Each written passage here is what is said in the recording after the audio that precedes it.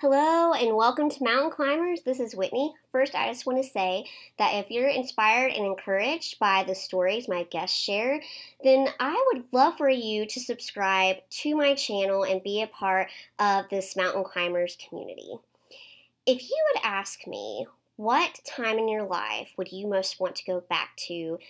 One of the seasons that my mind instantly goes to is my senior year at Asbury University. It was just a wonderful experience. I began blooming and gaining a confidence I never had, and I gained so many sweet friendships. And one of those friendships came through my roommate, Joy Shearer. What I love is sometimes roommates are just roommates, but Joy and I developed a very special friendship and bond. And she had this empathy and compassion for my health issues that totally blew me away. And I soon realized the reason she had this empathy and this compassion is because she gained that from the mountain she experienced with her mom who battled breast cancer.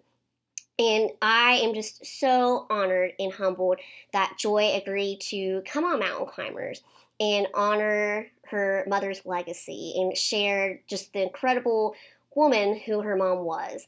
And I'm just honored that we can share this on Mountain Climbers. So if you have experienced the mountain of devastating loss, this is definitely an episode that you're going to want to watch, because through Joy's strength and just courage, you will see that, yeah, there's always probably going to be a hole in your heart for the loss that you've experienced. But if you lean on Jesus and His strength, day by day, the pain will lessen.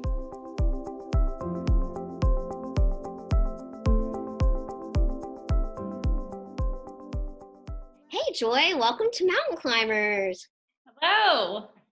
So I was thinking, can you believe that it's been almost 11 years since I knocked on your door at Asbury University and asked if you wanted to be roommates? It was a long time ago. It's hard to believe. You believe we're that old?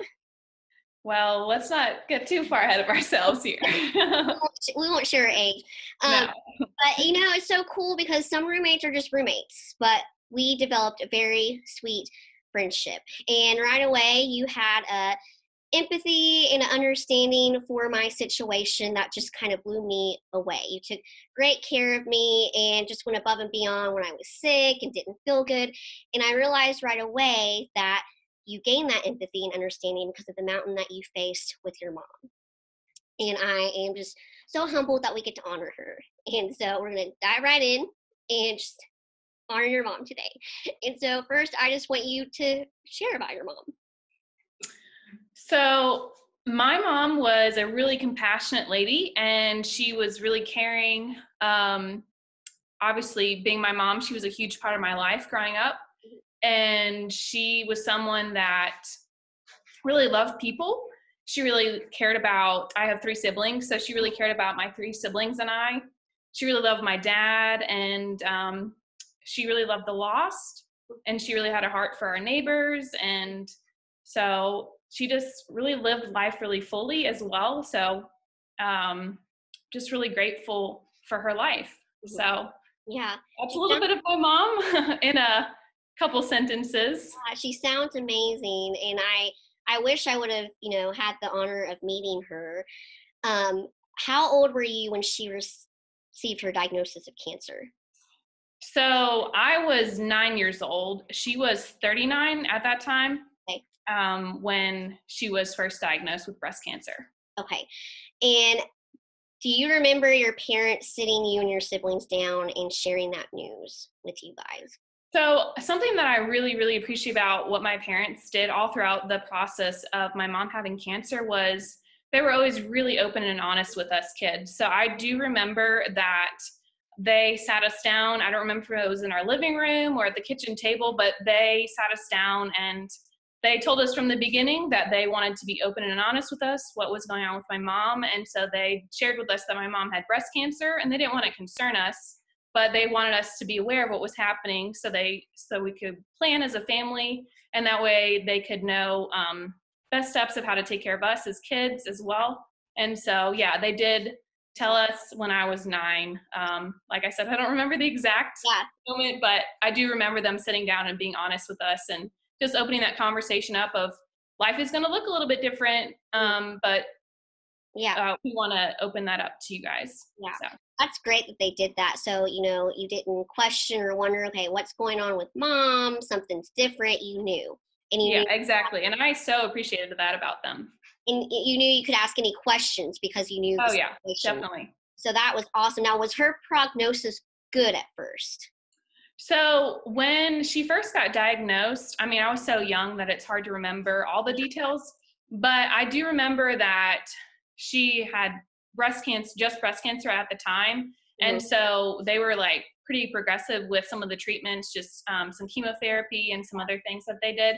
And so I think from the beginning, her prognosis was pretty good. Gotcha. Now you mentioned you were young, and 9 is very young to get that news.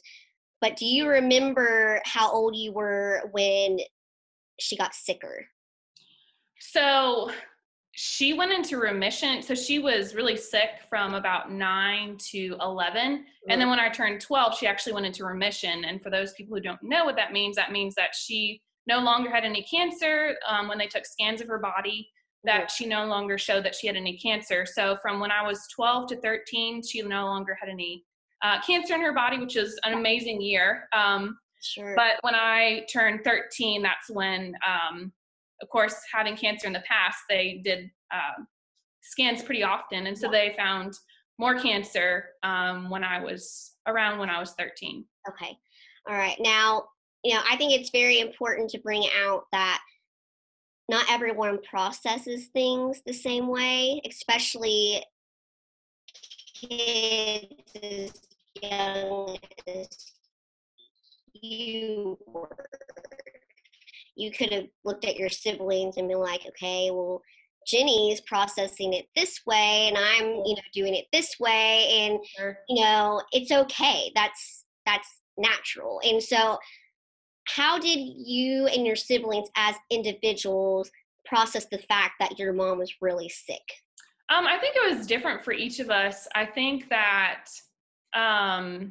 we had different challenges and we were starting new schools. And so I think some of us like turned to our friends, some of us like did different things, like as far as maybe getting more focused on the Lord. So I think it just differed for each kid. And I think as you process through what you're experiencing, you turn to different things at different seasons of your life.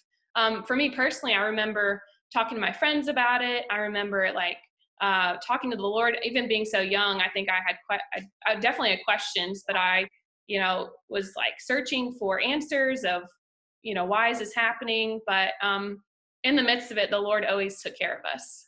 Yeah, and that's so obvious. And he obviously took care of you when you received the news from your parents that your mom was not going to make it. How old were you when you got that news? So I was 13. She passed away in October. And so I believe it was like August that for sure she was going to start being in hospice care. And as a kid, you're like, hospice care, what is that? And so explaining what that means, and that's super scary because it sounded like she was going to die right away, but you just never know with hospice. So I was 13 at that point when they told us. Okay. And one thing that your mom got to do, because she had the time to prepare and know that, she was going to pass away soon, is that she got to write you all beautiful letters. And you actually honored me with letting me read the letter she wrote to you. And so can you share about that? Yeah, I mean, that was really, really special to me. So my mom was a very intentional person. She just was very thoughtful. And she, even before she died, as she's dying, she was thinking about us kids. And so, yeah, she wrote each of us a letter that my dad shared with us later on in our lives. And that just means a lot to me to have that, her encouraging me and telling me about the things that she was proud of me for, and just who she was in my life at that point. And so it's nice to have that to reflect on and to just have her words, even though that she's no longer here with us. Yeah. And, she wrote the letters, and then, there was probably other things that you guys got to do and make special memories because she had that time, knowing that, I have to make the most of this time. And so looking back now as an adult, do those special memories give you closure? I think so. Yeah. I mean, so I decided to get baptized right before, like, it was like right around when she was going to pass away. And so that was really special because I remember I wanted to get baptized. Yeah. And I wanted to share that with my mom. And so I remember coming back after she wasn't able to come Cool. because she was so sick. But it was neat to be able to share that with her. I'm sure. Yeah, definitely.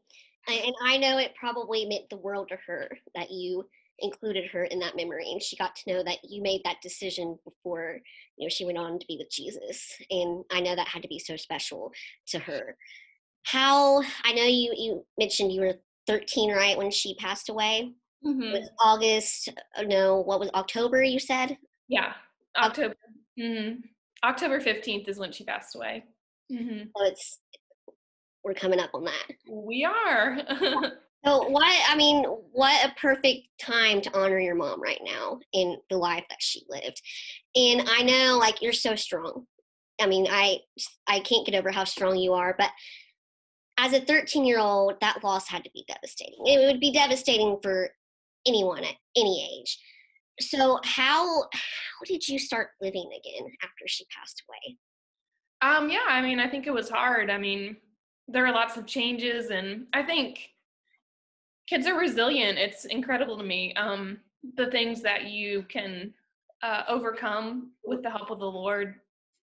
But I remember, like, my dad was incredible. He was super strong and super integral into our family's success because he was now a single dad. Yeah. So I think that was a huge factor in Mm-hmm.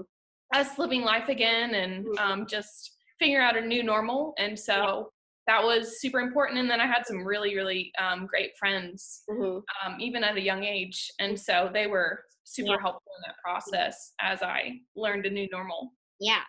And that's a good segue into my next question. You mentioned your dad, and I love your dad. He's so fun and hilarious. He's great. And he didn't remarry until you were a junior in college. So those years of you guys growing up, he was totally invested in his children. So how did his love, his dedication and care help your family heal during that time? Yeah, I mean, kind of like I just mentioned, I mean, it was super integral because he put aside all of his time and his extra time to making sure that we were taken care of.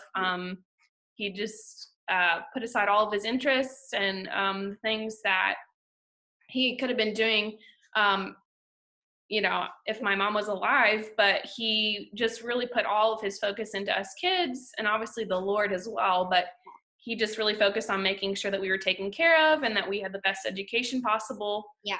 So, yeah, I mean, he was amazing. He was incredible. That the fact that he was a single dad and taking care of 4 kids and working full time. So it definitely wasn't easy, but I hugely respect him Yeah. for everything he did for our family. Yeah, he's such a great guy, and if you're around him for like 5 seconds, you know how awesome he is. And I'm smiling while you're saying that because I remember a story that he told. Oh no! Oh no, it's great. Like, it was funny because I think you and Julie were with us. It was with my parents, your dad, and I think it was you and Julie. And as he was telling this story, you and Julie were like, "That didn't happen." You're texting your brother and sister, like, "Did this really happen?" But what he shared was that it was a Sunday morning and he was rushing to get you all ready and go to church, and he got you all in the pew and he like breathed a sigh of relief and he put his arm like around you guys, and I think his hand reached Jacob and he patted Jacob and the hanger to his coat was still in Jacob's. It's hard to say, there's some crazy things that happen. I think that just is kind of like the laughter and relief that you need, during that time where God is like, I have you. Like, Mm-hmm. I still got you, and you're gonna be okay. And so I think that's kind of a sweet, precious memory. And I think too, your mom was probably up in heaven cracking up at that, at that scene. So I thought that was great that your dad shared that with us. And Yeah. but yeah, it was great. But speaking, of your mom being in heaven, now, do you ever just feel her presence when you reach a milestone and you can just feel her saying to you, I am so proud of you? I don't know that I necessarily feel her presence, but I mean, I think that there are definitely things that remind me of my mom, and Mhm, like there are certain, yeah, different milestones that I would want her to be there for, mhm, and yeah, I think that there are seasons where I experience maybe some kind of memory of her or those kind of things. yeah, Definitely like October, obviously the month she died, and she loved fall. And so this season obviously reminds me of her for a lot of different reasons. But yeah, this season I feel very nostalgic uh, thinking of her. yeah, yeah. Yeah, I think that's probably normal that you would think about her during this time, especially since that anniversary is coming up. And I always like to end interviews with just my guests who've experienced this mountain, encouraging someone else who is experiencing it as well. Who are It's a fresh mountain; they're just now starting to climb it. And so I would love for you to just give encouragement to those, people who are facing the mountain of loss. I know there's always going to be a hole in their heart for that loss because it's hard that you love that person. But how would you tell them to live so like day by day that pain lessens just a little bit more? Yeah, I mean, I think a relationship with the Lord is integral Mhm. to that time of loss, and pressing in and realizing that He's still good and He's a good Father, and even in the midst of hard things and in the midst of loss, that He's still good and He's still with you. Yeah, And so I think pressing into His presence and praying and being in the Word are super encouraging for that time of loss, and realizing that. Yeah, he's with us in the midst of those hard things. yeah, So the father experienced the loss of his own son, and so he has experienced great loss. yeah, And so realizing that he can understand that, and he walks with us in those things. yeah. I mean, I think that's a great way to put it. Remembering that God experienced that loss, and He knows exactly what we're feeling, and He knows how to comfort us because of that. And I think that will give anyone comfort to climb their mountain and keep going until they reach the top. So you know how much I love you, Joy, and I appreciate you, and I can tell you that your mom's very Well, thank you. proud of the person you've become, your convictions, and just what you stand for. And I just know that she's looking down from heaven and just, like I said, extremely proud of you. And anyone who encounters you knows that you just radiate this truth. When your strength comes from the right source, there's not a mountain you can't climb.